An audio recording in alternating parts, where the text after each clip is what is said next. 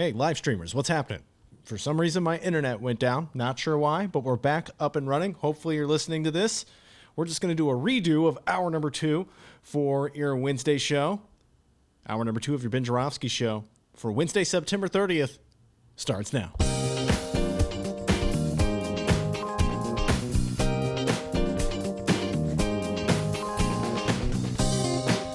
And hour number 2 of your Ben Joravsky show is brought to you in part by the International Brotherhood of Electrical Workers, Local 9, the International Union of Operating Engineers, Local 150, and the Chicago Federation of Labor. Benny J, take it away. Monroe Anderson is joining me as he does every Wednesday. Monroe Anderson, former columnist for the Chicago Tribune, the Chicago Sun-Times, press aide to Eugene Sawyer, as we like to say, a legendary Chicago journalist. Monroe, let's get right down to it, all right? Okay. We're talking about the debate, and I have in front of me my little cheat sheet that you post on your Facebook page. I love this cheat sheet because you rip Trump, as you always do, and you get all those little MAGA hatters so mad at you. Ooh, they cry like little babies. All right, here you go. This is what you wrote. Quote, the white supremacist in the White House was the bulldozer in the China shop last night during the first presidential debate. Did you find Trump giving the white hate group, the Proud Boys, a shout out while telling them to stand back and stand by alarming? Did it bother you that Trump refused to promise to accept the decision of the American voter after November 3rd?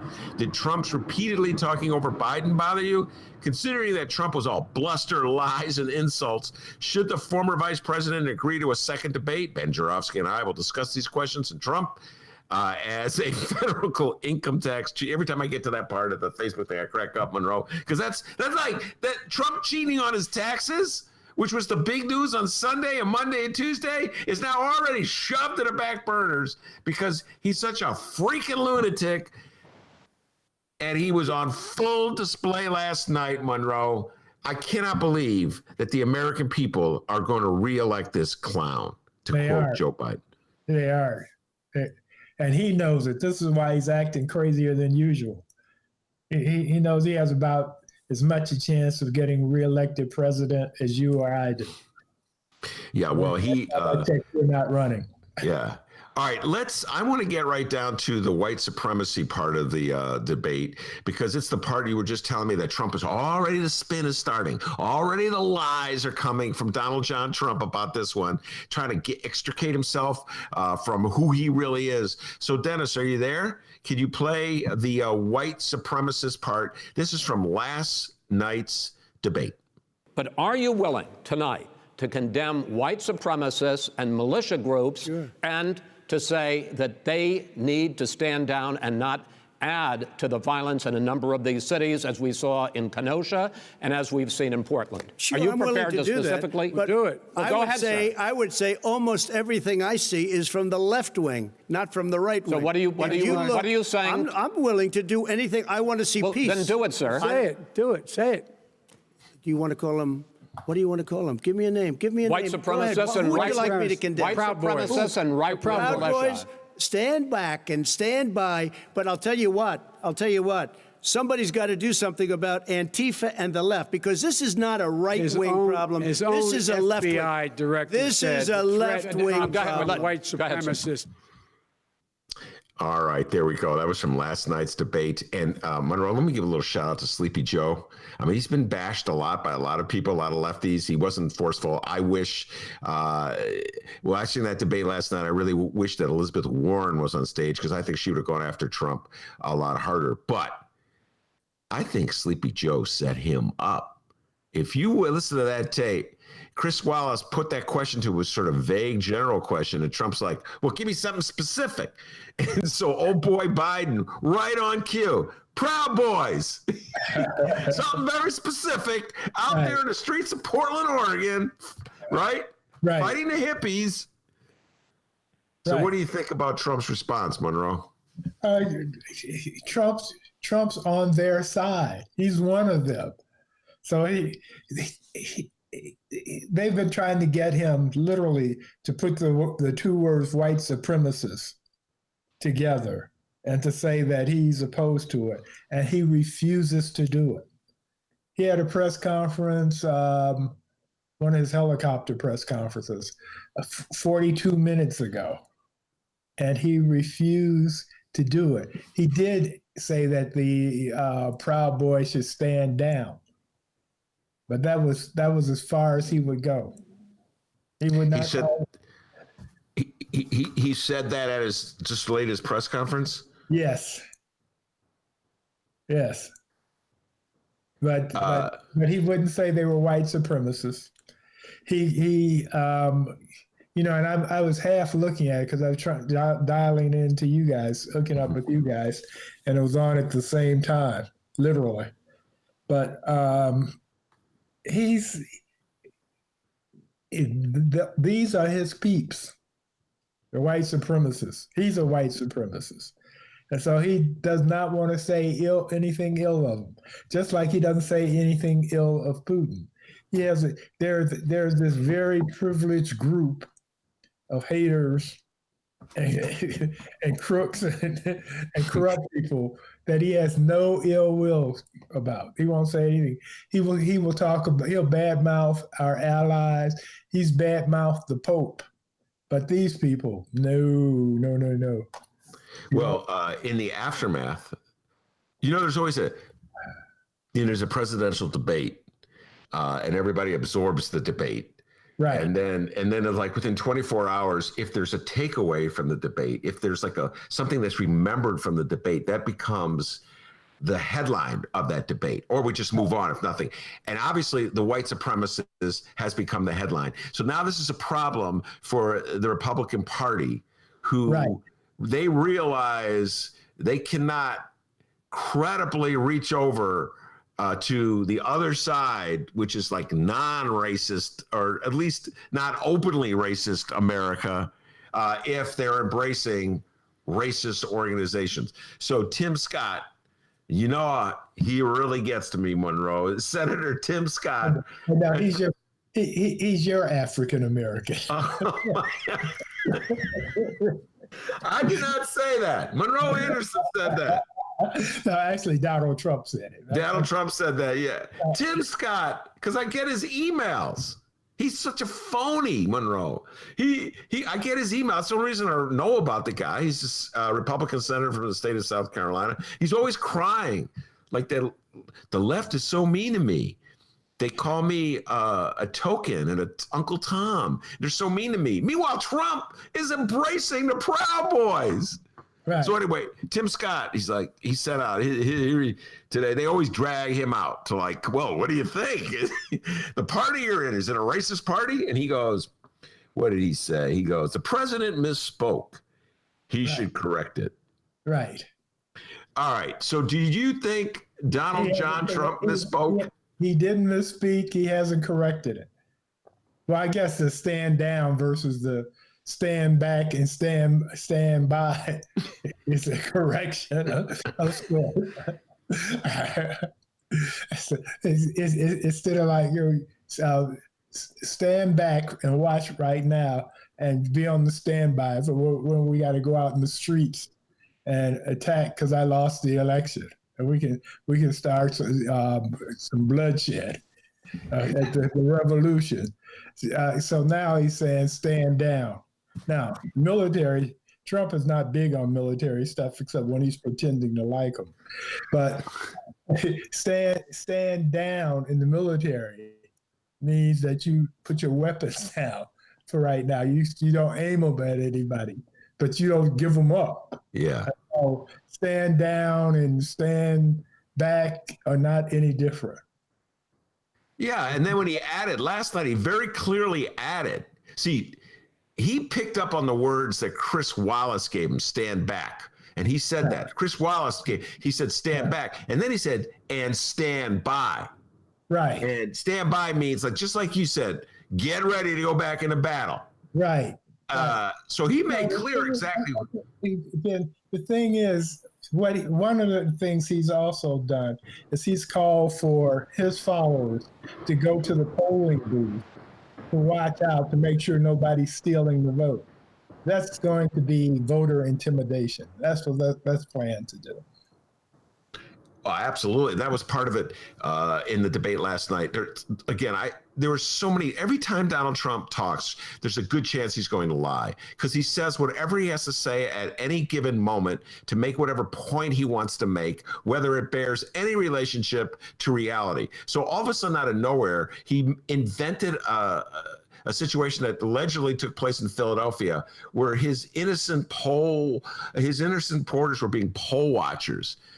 When in fact, Monroe, you know as well as I do, they were trying to intimidate people. Yes, what he's out to do is by any means necessary stay in power. And he's not even interested in having an election anymore. Mm-hmm. They're setting up. In fact, the Democrats, as we speak right now, are about to launch a strategy where after the election, they can stop Trump from illegally claiming that he won and trying to take it to Congress and then to his packed Supreme Court. Mm.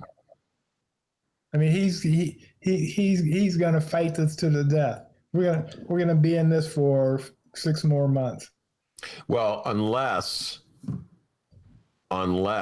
it's such an overwhelming. There's some are now theorizing that it could be overwhelming, and he still will challenge it. Well, Hillary beat him by $2.7 million. Yes. And he started a commission to investigate where the 2.7 million votes came from. But the difference is he won the Electoral College last time. So right. He's not going to win anything. He's not going to win anything except the cheaters corner. But that this latest spin is really disheartening, and this is a constant theme on my show, Monroe.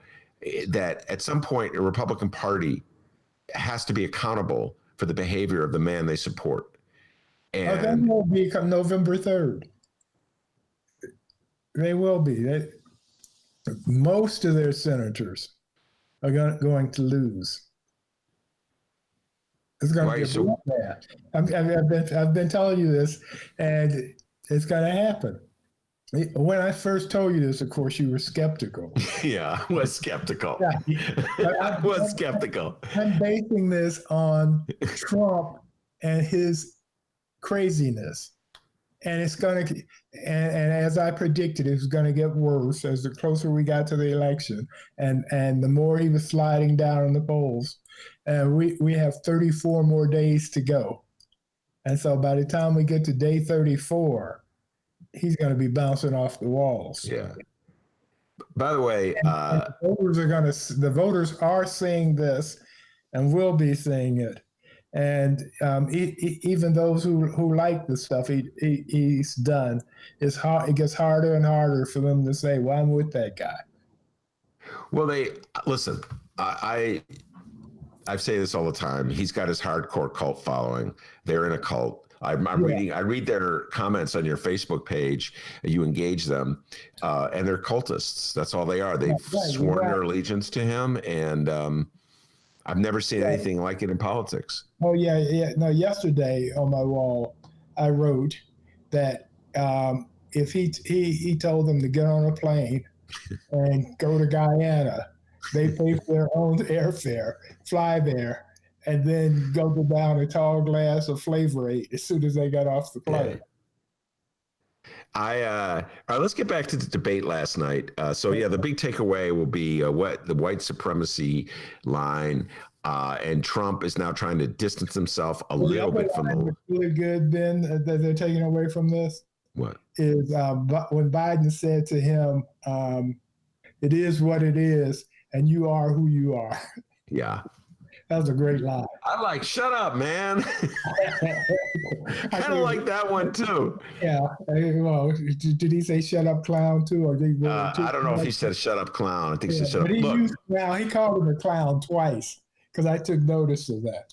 All right. So there's been a lot of criticism of Chris Wallace. He didn't do a good job. A lot of people are saying in moderating Trump. I believe that's unwarranted criticism of Chris Wallace. I don't know what he possibly could have. Both sides too, because the Trump people are saying that he was in fact Biden's corner man.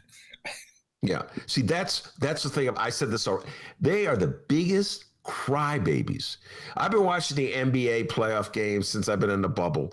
And LeBron James, I love him dearly, but he is learned a long time ago how to manipulate the refs by contesting every single foul. And then you'd be surprised those refs bend over backwards. And that's what the Republicans do. Donald Trump broke every rule and violated every protocol of the debate. Chris Wallace is trying to keep him in line, and now the Republicans are saying he's unfair. Right. Right. Right. Hey, Dems, if you think they play by the rules, you're kidding yourself. That's my problem with Joe Biden. He keeps professing that there's like 6 to 7 or 8 good Republicans out there, Monroe. I don't know what he's smoking, but I don't know if there's 6 to 7 or 8 good Republicans out there. No, there are not. All right, so there are a handful who want to be good but can't quite work their way up to it. So, in your humble opinion, should Joe Biden continue to participate in these debates? I have mixed emotions about it. I'm torn. Last night was so horrible. It was hard to watch, and it was so horrible that I don't think that Biden should dignify anymore with his presence. But on the other hand, Trump was such a jerk. I mean, the true Trump was on full display there, and it didn't win him any votes at all. And in fact, it lost him some. And so I wonder if he should go do some more, because Trump will continue to implode. And I forgot to check, but one of the next, I think is the next presidential debate is a town hall. Mm-hmm. So it's going to be citizens, voters, asking all the questions. So it's going to be really interesting to see how Trump's going to handle that, because they're going to have the same hard questions that the reporters have, because Trump is low-hanging fruit on everything that's wrong about American politics. Mm. So when a voter asks him a hard question, what's he going to do with that? And so it might be worth it to see it, that part. But if Biden decided not to go do any more, it'd be okay with me. Well, I got mixed feelings, like the way as do you. Part of me thinks that the voters have already decided they don't need a debate, and debate is just a form of bizarre entertainment at this stage. The carnival show. Yeah, no, and you're right about that. But this is my thinking on this: is that he's going to lose. Period. Trump. But yes, Trump. But after he's lost on during the voting period, which won't end on November 3rd, because they'll still be counting ballots. But after they're all counted up, and he's going to be fighting it all the way to try to make the ballots not count one way or another. And so the more he's hated, when we hit that period, the less likely he will be even that. And so there's the real situation where after he's out of office, he can be arrested and go to prison. And so the more unpopular, the more America has seen what a jerk he is. He's the closest thing to McCarthy that we have. Oh, absolutely. And McCarthy was loved until they realized what a jerk he was. Yeah. Well, I think that now we're coming to the taxes, and we'll close it down with here. As I've told this story many times, when the New York Times story broke on Sunday, I immediately called Monroe after I read it. He, of course, had read it. I was taking a walk, and he put the phone up to TV so I could hear Michael Cohen going after Trump. And Michael Cohen said something very revealing in that interview that I listened to with you, and that is that Trump's in trouble. Trump's facing serious consequences because of the way he's handled his businesses and his taxes. And he could, and this was Cohen saying this, who's on the inside, and I'm sure would be more than happy to testify against Trump. Yeah, he was in the room where it happened. He was in the room where, and he was naming the names. I love how he constantly names the names.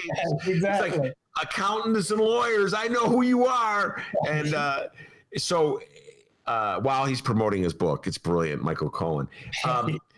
So yeah, it's very real consequence for Donald John Trump, and that's probably why he needs to win this election or build his brand so he can raise some money to pay his bills and maybe try to avoid going to prison. So yeah, this is a very serious fight, and it goes back to he has $400 million due shortly that he's got to come up with from debts. And these are personal loan guarantees where you on your words you don't have any property or anything to put up where people can seize instead. And he has about $72 million issue with the IRS where they sent him a check, a refund for $72 million, Monroe. Right. And now they're disputing it. That could be the big problem. He has to pay the feds. Right. And that's what got Al Capone in trouble, okay? It wasn't the shooting of the people in the garage on Clark Street. It was the IRS. Right, exactly. Now he has so many problems. Our friend Sergio early on was predicting that Trump was so unhealthy that he was going to die in office. Yes, that was a Sergio prediction. Exactly, and that hasn't happened. But he may die in office after the election, after losing the election, and before Biden takes over. Or he may die shortly thereafter that because he's now beginning to live a very stressful life. No more easy days of golf and TV watching. By the way, couple of rewrite of history. I thought you would have got a kick out of this, where they got to the bleach comment, where Trump had advised people to take bleach. He said I was being sarcastic, and I'm like, wow. I saw that press conference. We've played it many times. This is what Trump does. He just messes with your mind. Oh, it's sarcasm. First of all, how inappropriate this. He's a man of the moment, period. So whatever lie he needs to tell, everything. Like, for example, some people have him scheming this thing out with how he's going to maintain the office by getting votes from states, a different electoral college and all that. He's not a man who plans. That's why 207,000 Americans are dead from the coronavirus right now. Why we're in a depression era unemployment, because he doesn't plan. He doesn't know how to plan. He's a guy who shoots from the hip all the time. And lying is just part of it. So he lies all the time. But he doesn't do his homework. He doesn't think stuff. I mean, one of the reasons he was so horrible last night is because he hadn't done any debate prep. So he just went in there just being a bully. Yeah, he brought his rally to the debate. And all right, now Biden's performance.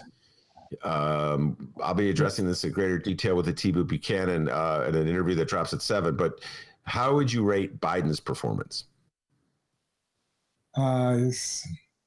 C+, B-. He did good enough. He was the anti-Trump.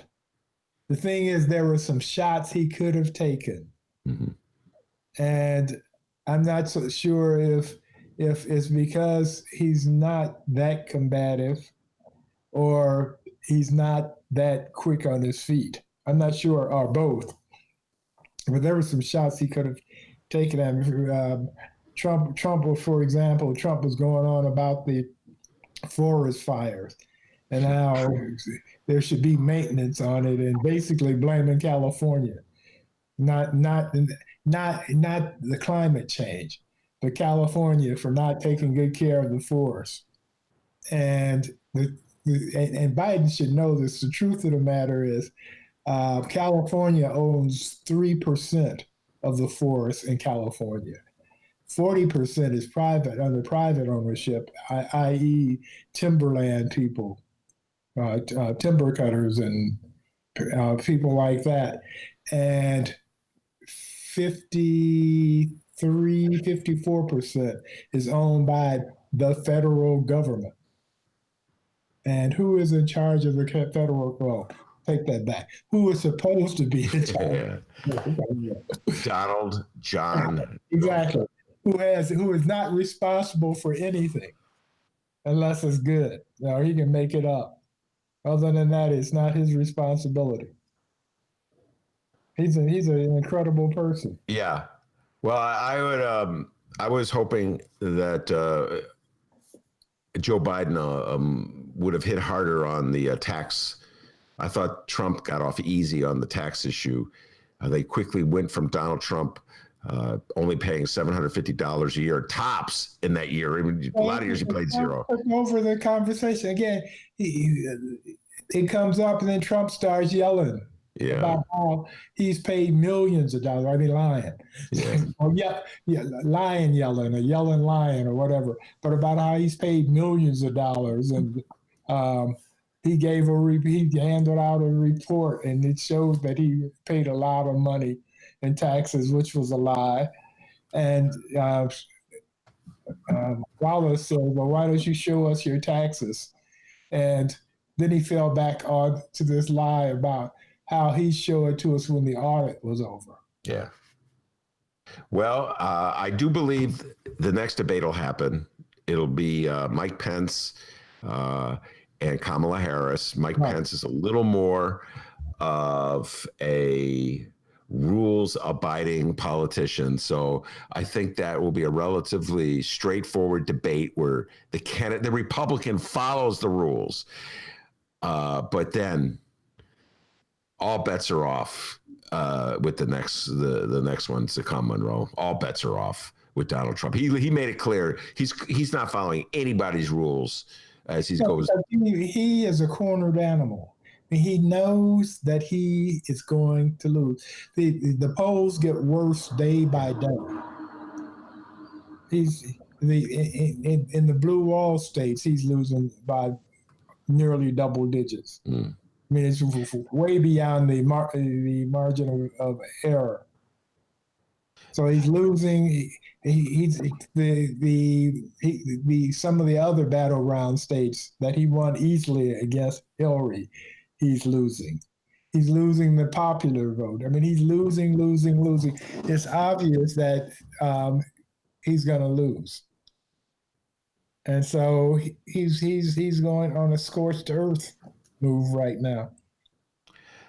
All right, very good, Monroe. Thanks for putting up with us and the little technical difficulties we had at the start of this one. You take care. We'll talk to you next week. All right. Okay, tell Tiba I said hi. Will do. All right. That's the great Monroe Anderson, the legendary Monroe Anderson. D, before we get out the door, you got any updates for us? Absolutely, we do. Thank you to everyone who found us again. I had to restart the live stream. Dude, I was calling Comcast like, oh no, did I forget to pay my bill? But it's back up. Yeah. I don't know what's going on. That day may happen, though, when the show just completely shuts down because I didn't pay my bills. So be ready for that one, Ben. Okay. Close call. Yeah. All right. We do have some updates. Basically, we just want to talk, read more comments from that debate last night, if you call it that. My, oh my. So we're going to read more of your comments here. First off, on the Facebook page, you can leave some comments at Benny J Show, BENNY, the letter J Show. Please, the question is, who won, who lost, and who needs to take a shower after last night's shit show of a debate? Let's read maybe 2 or 3 more comments here from those. Oh, our good friend Ryan Kelly weighed in, Ben. RK. Yeah, Aerosmith. Aerosmith. Yeah. Walk this way, RK. I see you. Union man Ryan Kelly says, let's face it, Trump and Biden, they're both grandpas, and that's okay. The difference is you'd invite one into your home and the other you'd put into a home. This year, I'm voting for Grandpa Joe because he just seems like a take you fishing and give you your first beer kind of guy. And that's what America needs right now. What do you think about that? Well, that's actually Monroe Anderson, Ryan, has been saying that for a long time, that Joe Biden is perfect for America. You know, I was hoping that there could be someone like Kamala Harris or Bernie Sanders, Elizabeth Warren on that stage. Tulsi Gabbard, man, she'd have gone after Donald Trump last night, you know, because these are people that I saw debating last summer, and they were quick on their feet. Joe was like the slowest on his feet from last summer's debate. But you know what, Ryan Kelly, I think you're onto something, because I think America is sick and tired. A large chunk of the voters are sick and tired of the Donald Trump show, and Biden is clearly the opposite of that. So that's what Monroe's been saying for 6 months. We'll see if he's right. But why didn't you do it over the last 25 years? Because you weren't president. Because you weren't president screwing things up. You were a senator. And You're by the way, worst you were president America has ever had. Hey, Come Joe, on. let me just tell you, Joe. I've done more. All right, you two. Okay, on to the next comment here. Benjamin weighed in. Benjamin says, the story is that the president actively encouraged violence from a far-right militia and then encouraged his supporters to cause chaos at polling stations. Really? Anything else is immaterial. Yeah, he's right. I mean, I keep harping on the white supremacist line, but the defense of his supporters in Philadelphia, which is something I alluded to with Monroe, was also inexcusable. Yeah, Donald Trump on the stage in front of millions and millions of Americans endorsed a white supremacist group, and now he's trying to wiggle his way out of it. And he's got Republicans like Tim Scott doing backflips, trying to make it sound good. But you're right, Benjamin. That is kind of scary when I think about it, D. All right, and we'll do one more Facebook comment, and then we'll do one more little segment, and then we're out of here. Julie weighed in on the Facebook page. Julie says, Chris Wallace's inability to control Trump set the tone. Biden talking to the camera when Trump attacked was a brilliant strategy. Breaking that fourth wall allowed him to get part of his message out. Trump's behavior and refusal to call out white supremacists is terrifying. Vote Dem for the soul of the nation. With you, 100%. Yeah, man. This really is a vote blue no matter who.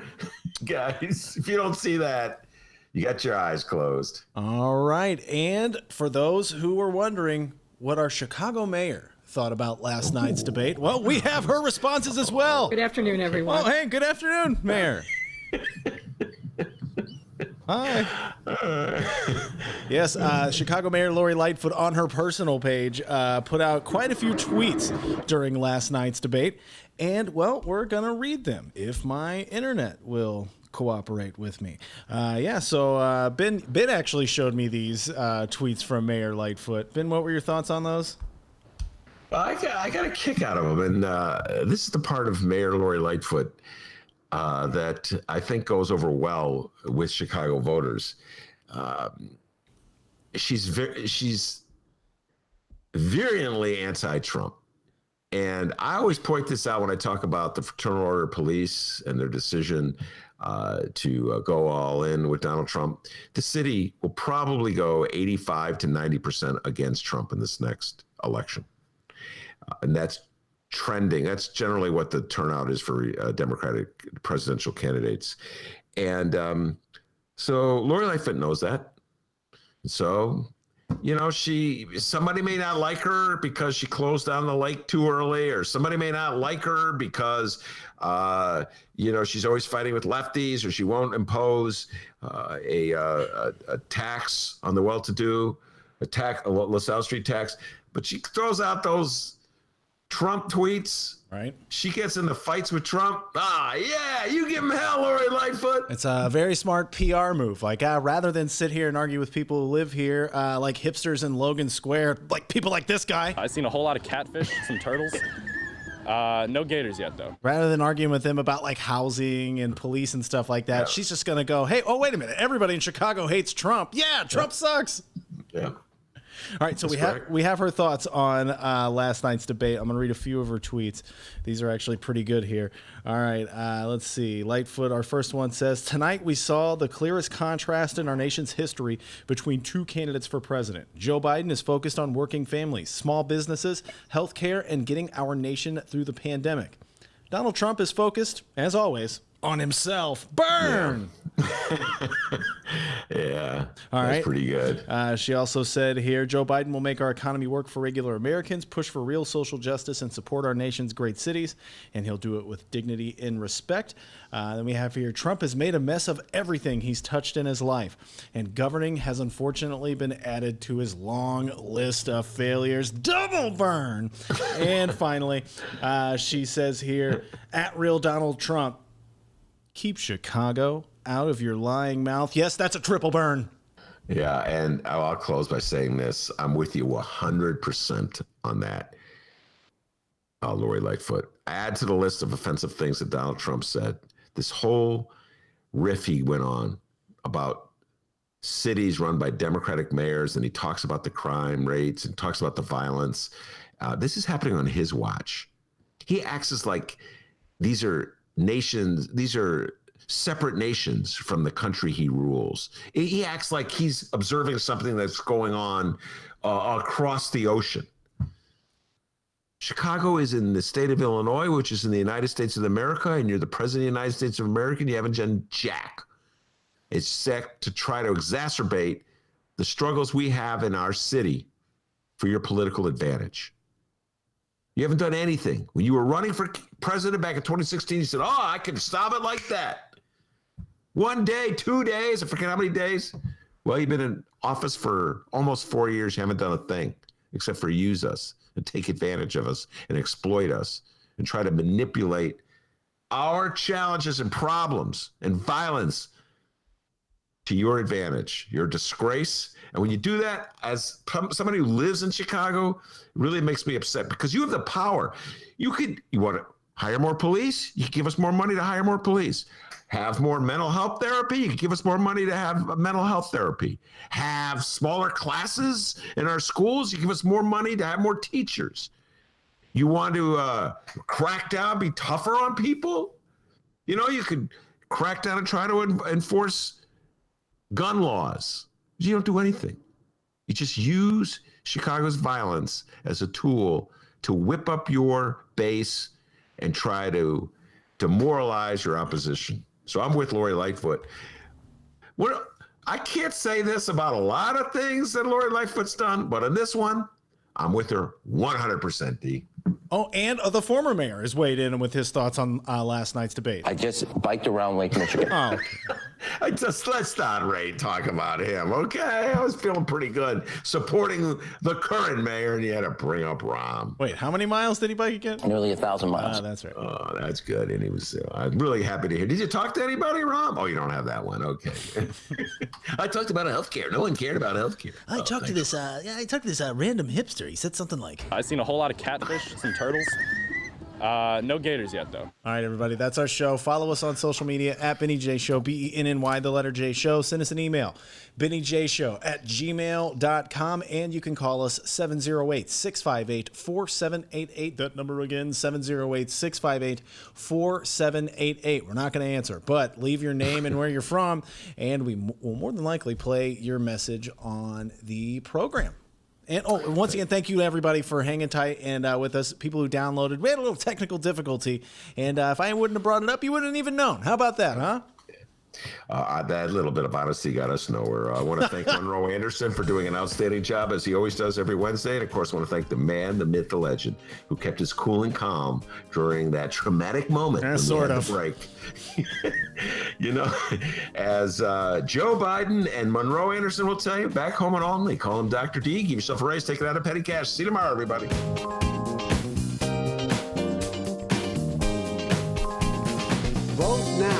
the Make court? sure you, in fact, let people know He doesn't want you're to answer the senator. question. I'm not going to answer the question Why wouldn't you answer that because question? the question But a lot is, of the new question Supreme Court is, Justice, the radical question- left. Would you shut up, man? Listen, who is on your list, Joe?